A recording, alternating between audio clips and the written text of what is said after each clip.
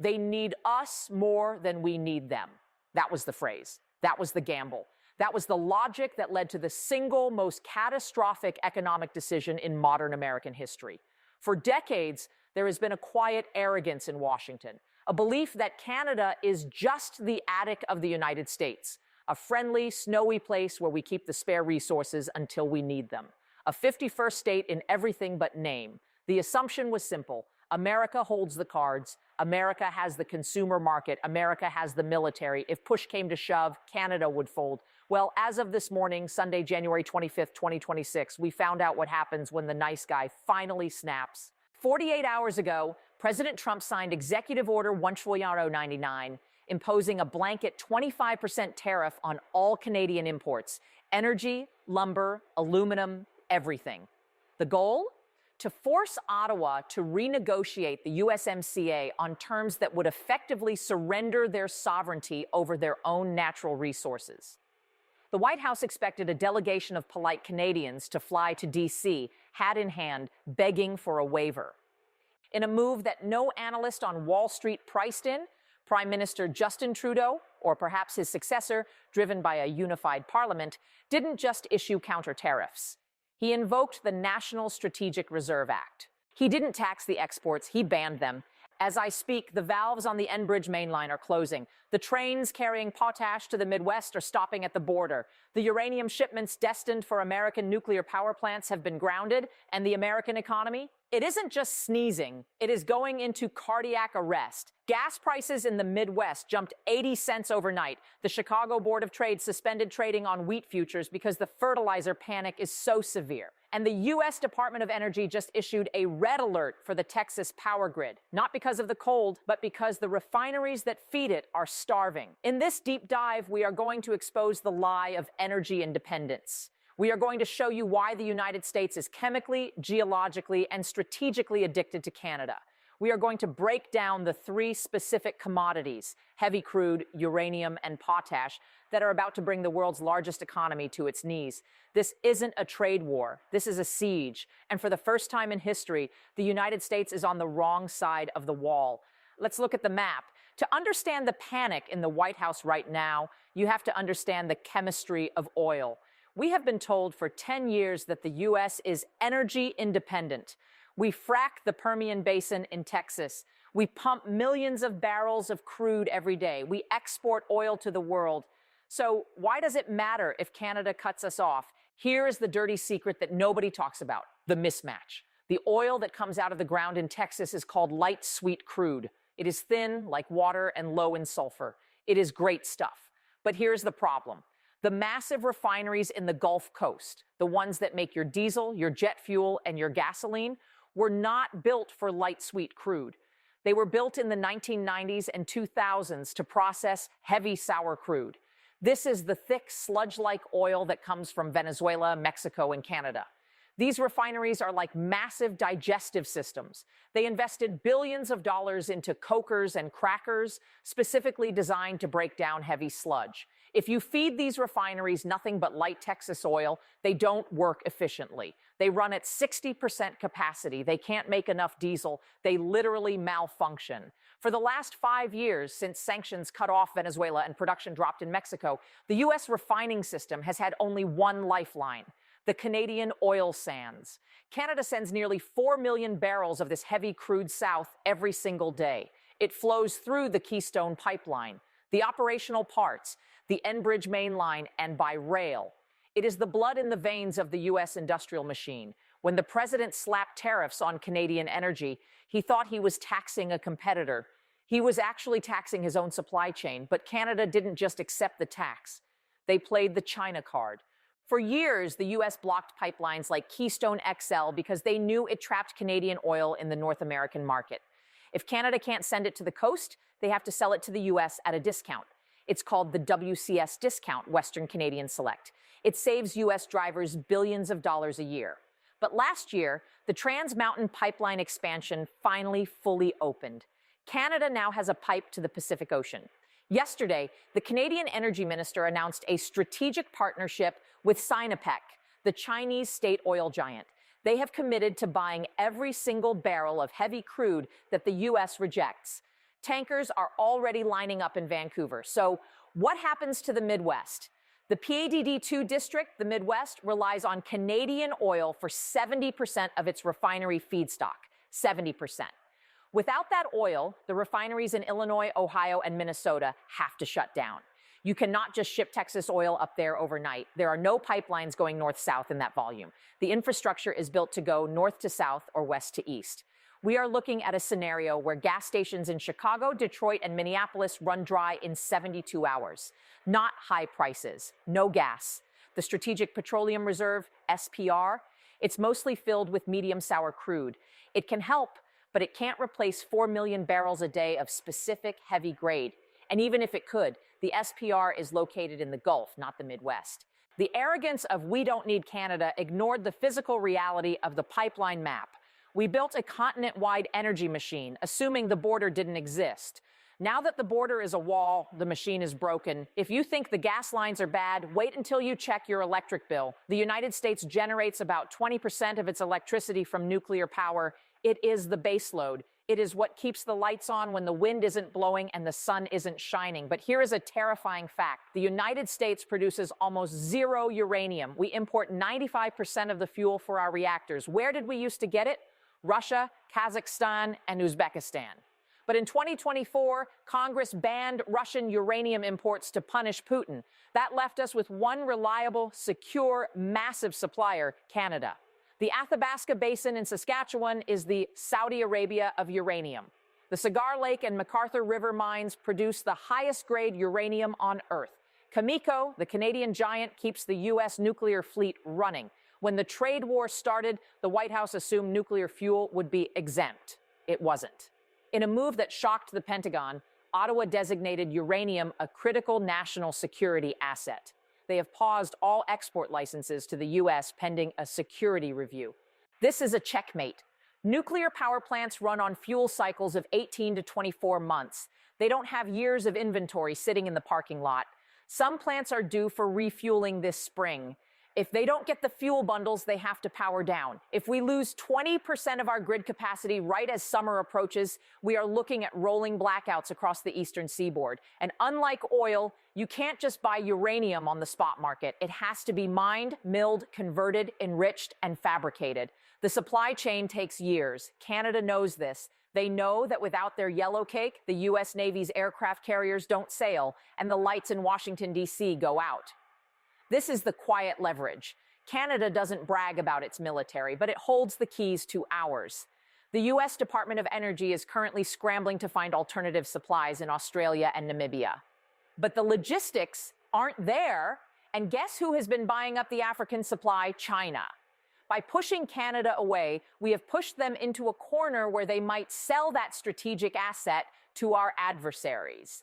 Imagine Chinese reactors powered by Canadian uranium, while American reactors sit cold because of a dispute over lumber tariffs. It is strategic suicide. Energy keeps us moving. Uranium keeps us warm. But this one keeps us alive. Let's talk about potash. It's a pink salt. You've probably never thought about it, but if you eat food, you depend on it. Potash is the K in NPK fertilizer, nitrogen, phosphorus, potassium. You cannot grow corn, soy, or wheat at industrial scales without it. The plants get weak, they don't yield, and the food supply collapses. The world has three main sources of potash: Russia, Belarus, sanctioned, unreliable, difficult to ship; Canada, Saskatchewan. Everyone else, tiny amounts. Saskatchewan alone produces nearly 1/3 of the world's supply. But more importantly, it supplies 85% of the potash used by American farmers. 85%. We don't have a backup. There are no massive potash mines in Iowa. When Trump slapped the 25% tariff on all Canadian minerals, he effectively put a 25% tax on every bushel of corn grown in America. But Canada didn't just let us pay the tax. They stopped the trains. The Premier of Saskatchewan, acting in coordination with the Prime Minister, has cited supply chain instability and halted rail shipments south. We are weeks away from the spring planting season. Farmers in the Corn Belt are sitting on their tractors, staring at empty barns. They need that fertilizer now. If they don't put it in the ground in April, there is no crop in October. If Canada keeps the potash north of the border for just 30 days, we miss the planting window. Yields could drop by 30–40%. Do you know what that does to the price of food? Corn feeds the cows. Soy feeds the chickens. The price of beef, chicken, milk, eggs, and bread will double. This is the breakfast tax, and it's entirely self-inflicted. We are already seeing the Big Mac index futures spike. Analysts are predicting a $15 Big Mac by July if this isn't resolved. Canada, meanwhile, has a bumper crop. They have all the fertilizer they need. They can sell their surplus food to the world at record prices, while American farmers go bankrupt. The irony is crushing. The tariffs were supposed to save the American farmer from unfair competition. Instead, they are depriving the American farmer of the one thing he needs to compete. For 100 years, the U.S. and Canada have been like a married couple. We bicker, but we sleep in the same bed. The assumption in Washington was that Canada has nowhere else to go. They are landlocked to the U.S. They share our culture. They are trapped. That might have been true in 1990. It is not true in 2026. This morning, the Canadian Trade Minister announced the Pacific Gateway Initiative. Ottawa is slashing regulations to fast-track LNG, liquefied natural gas terminals on the West Coast. They are fast-tracking critical mineral exports to Japan, South Korea, and yes, China. The report from RBC, Royal Bank of Canada, calls it the dependency trap exit strategy. Canada is realizing that being 70% dependent on the U.S. for trade is a national security risk. They are willing to take a short-term recession to break that chain. This is the nightmare scenario for the Pentagon. We rely on Canada for NORAD. The radar stations that detect Russian missiles over the Arctic are on Canadian soil. We rely on Canadian aluminum to build our F-35 fighter jets. Canada provides 70% of U.S. aluminum imports. We rely on Canadian steel for our tanks. If Canada decides to become neutral in the trade war, if they say, we will trade with everyone equally, suddenly the U.S. defense industrial base has a gaping hole in it. We can't build jets without their metal. We can't fly them without their fuel. We can't spot incoming missiles without their land. And the zombie USMCA, it's dead. The free trade agreement is effectively suspended. We are back to 1930s protectionism. But in the 1930s, the U.S. was self-sufficient. In 2026, the U.S. is a specialized economy that needs raw materials. And we just declared war on the supplier. So how does this end? It ends with a phone call. It ends with the President of the United States picking up the phone, calling Ottawa, and blinking. Because the math is undeniable. We can hurt Canada, we can crush their GDP, we can cause a recession in Toronto, but Canada can stop our cars, they can starve our crops, they can turn off our lights. The pain tolerance of a resource-rich nation is always higher than the pain tolerance of a consumer-rich nation. Canadians can burn wood to stay warm and eat their own wheat. Americans cannot eat iPhones. This trade war has exposed the fragility of the American empire. We expanded our influence globally, but forgot to secure our own backyard. We treated our closest ally like a vassal state, and now we are paying the price. The We Don't Need Canada movement was a bluff, and Canada just called it. As we watch the markets open on Monday, keep your eye on 3 tickers.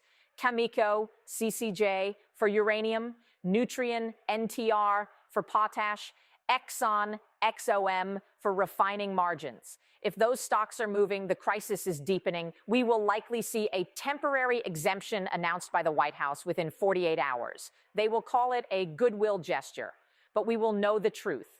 They looked at the empty gas tanks in the Midwest, and they realized that in 2026, the map hasn't changed. Geography is destiny, and we are stuck with each other. Thanks for watching. If you want to know how to hedge your portfolio against the breakfast tax, check out our link below. And hit subscribe because the next domino to fall is the U.S. auto industry, and you won't believe what's happening in Detroit right now. Let's go deeper into the aluminum crisis because this is the specific trigger that terrifies the U.S. military. The headline is usually oil, but the invisible crisis is metal. Aluminum is congealed electricity. To make it, you need bauxite and massive amounts of cheap power to run the smelters. Canada has Quebec. Quebec has hydro. It is the perfect aluminum factory. Alcoa and Rio Tinto operate massive smelters north of the border that feed the U.S. manufacturing sector. Ford F-150s, Tesla chassis, Boeing fuselages, SpaceX rockets. and the armor plating on the Bradley fighting vehicle. They all run on Canadian aluminum. The U.S. produces a tiny fraction of what it consumes. Our electricity is too expensive. We shut down our smelters decades ago. When the tariffs hit, the just-in-time supply chain of the auto industry snapped. Ford has plants in Oakville, Canada, and Detroit, U.S. Parts cross the border 7 times before a car is finished. With a 25% tariff on each crossing, the profit margin is gone. Ford and GM have already announced temporary line suspensions. This means thousands of auto workers in Michigan, a key swing state, are being sent home. The UAW, United Auto Workers, is furious. They are marching on Washington, not Ottawa. They know that this trade war is killing their jobs. But the defense angle is scarier.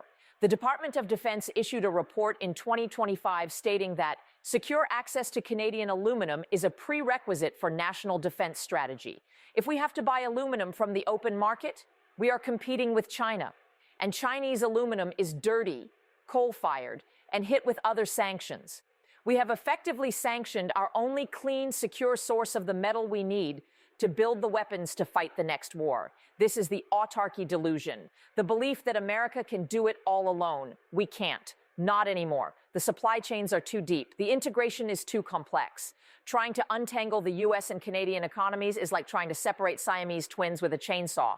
You might succeed, but you're going to kill the patient. And finally, let's touch on the third rail, water. The Great Lakes, we share them, but Canada controls the northern flow. For years, the arid southwest of the U.S. has been eyeing Canadian freshwater, schemes to pipe water from Manitoba to Nevada. Canada has always said no. But in a trade war, no becomes a weapon. There are treaties governing the flow of the Columbia River. The Columbia River Treaty was up for renegotiation. If Canada decides to maximize reservoir levels on their side for hydropower needs, a plausible excuse, the water levels in Washington state and Oregon drop. The Grand Coulee Dam loses capacity. The Pacific Northwest, home to Amazon and Microsoft data centers, loses power. Water is the ultimate resource, and Canada has 20% of the world's fresh water. You can print money, you cannot print water.